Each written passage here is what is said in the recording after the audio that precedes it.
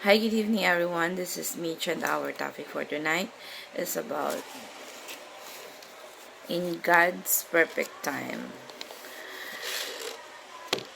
In the book of Ecclesiastes, chapter 3, verse 1, there is a time for everything and a season for every activity under heaven.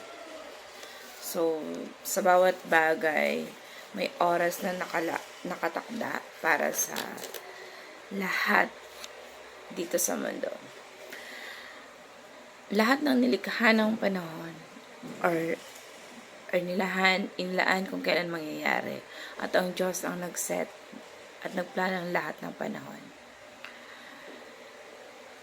Inilaan niya, itinakda niya, nasa maayos at sa oras kung kailan mangyayari at nasa plano niya lahat.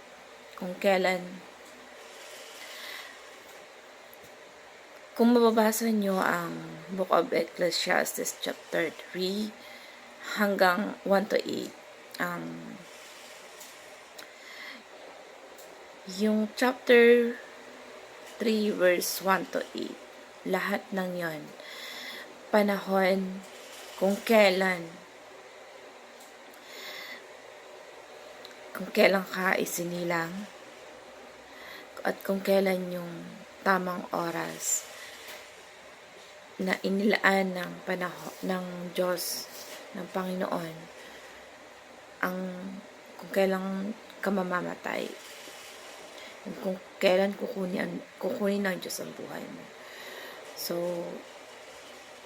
yung positive and negative and seasons, kung good or bad seasons. At sa original seasons ng Lord ay napakaganda. Tapos pumasok yung pagrebelde ng tao sa Diyos. Kaya pumasok ang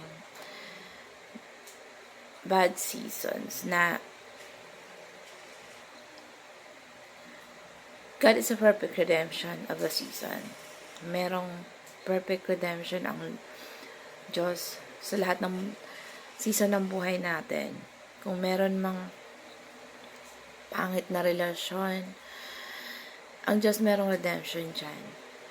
Merong pagtutubos at merong pagsasaayos. Kung meron mang dumaraan sa atin ng mga pangit na sitwasyon, yung a time to repent and embracing, yung mga mahal mo sa buhay na dati mong nayayakap, ngayon hindi mo na nakakasama at nayayakap. At kung ikaw yung nasa sitwasyon na pag-give up na dahil sa mga nangyayari sa buhay mo, kung ikaw ay nasa sitwasyon na parang lahat na lang magulo, tandaan natin na sa Diyos merong perfect redemption. Merong katubusan, merong pagsasaayos. At sa lahat ng seasons ng buhay natin, kaya tayo dumadanas sa mga pagsubok sa buhay natin, isipin natin, seasons lang yan. Yan ay panapanahon. At someday may panahon ng pagsasaayos. At nawa tayo ay maranasan natin yung pagsasaayos ng Diyos para sa atin. Kung meron mang a time for war, we can look forward to a time for peace. Ang Diyos natin hindi nag-give up para sa atin. Bagamat nagrebelde tayo sa Panginoon, bagamat nagkakasala tayo, at marami tayong nagagawang mali, at na nagiging resulta sa buhay natin ng kapangitan, sa buhay natin na may mga panahon na hindi natin inaasahan. Pero sa lahat ng yon ay may pagsasaayos sa ating buhay. God has a redemption for our life. At ito yung seasons na in God's perfect time. Ito yung perfect plan niya para sa atin. Let us go back to our Lord's original design. At the moment na nagsisi tayo, ito yung mga panahon na na-realize natin yung mga kamalian natin sa buhay natin, mga maling desisyon sa buhay natin, mga kasalanang ipinapamuhay natin, at nagsisisi tayo. It means na tinatalikuran natin ang lahat ng yan, mga pagkakamali natin ng kasalanan at mga masamang gawi. At bumabalik tayo sa Diyos. At habang bumabalik tayo sa ating Panginoon, yung mga kapangitan ng ginagawa natin dapat nagsishrink, yung kumukonte. Kung meron marami man tayong ginagawang mali, may mga kaaway tayo, maraming kaaway, dapat kumukonte. Dahil bumabalik tayo sa Panginoon. Kung tayo man ay may initin ng ulo, maunipin, dapat kumukonti yung panahon na umiinit ang ulo natin. At kung meron tayong mga masasamang gawain, kailangan maiwasan na natin. At dumadami sa atin yung mga gandang ginagawa natin na dinidesign ng Diyos. At yung mga magagandang nangyayari sa buhay natin ay dumadami. Yung pangit kumukonti din. At lahat ng mga pagdurusa kumukonti din. At lumalaganap ang pagiging masaya at lumiliwanag. So, kapag tayo nagsisi, lumapit sa Diyos at bumalik sa original na design niya, bumabalik tayo sa katulad ng sa Genesis chapter 1 na wala pang kasalanan ng mga tao at lahat ng resulta doon sa Genesis ay nasa atin na pagrebelde sa Panginoon ay kumukonti lahat. Nagiging maliit hanggang sa tuluyang maglako. Alam nyo at dahil sa lahat ng resulta ng kasalanan, lahat ng rebellion, mawawala yan, maglalako. At yun yung dapat look forward natin sa pagbabalik ng Panginoon. Let us practice patience in long happening.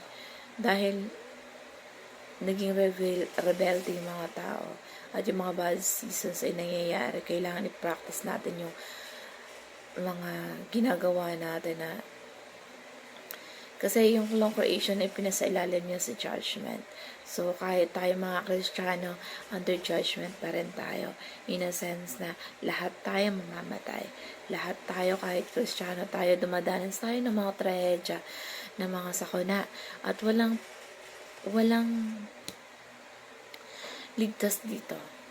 Lahat ng mga pangyayari sa buhay natin, lahat yan, at time to plant and at time to naaani ka.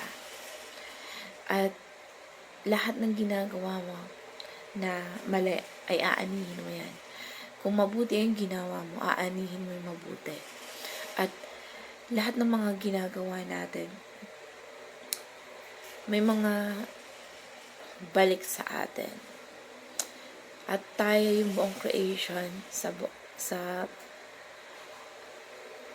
mga ginagawa natin, nag-grown, nagdinais ng redemption.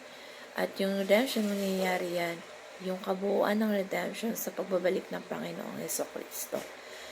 Na wala na tayong magiging problema. Wala nang pag-iyak, wala nang kirot at hapde sa ating mga puso. Lahat yan magwawakas. At yun yung perfect season, perfect time na inilook forward natin, yung perfect plan ng Lord, perfect timing. Kahit hindi ka Kristiyano, we are whole subject. Dilanas tayo ng sakuna, ng trahedya. Kaya, kailangan natin ng patience and long suffering. Kahit malalampalataya tayo, we have to endure pain. Mararanasan natin yung kung ano man yung nakatakda ng Diyos para sa atin, ranas tayo ng kirot at sakit, kailangan ma-endure natin yun, malampasan natin yun. So, lahat ng panahon sa buhay natin, nakatakda yan sa design at plano ng Panginoon para sa atin, sa bawat isa, at walang makakaligtas dyan na kung ano yung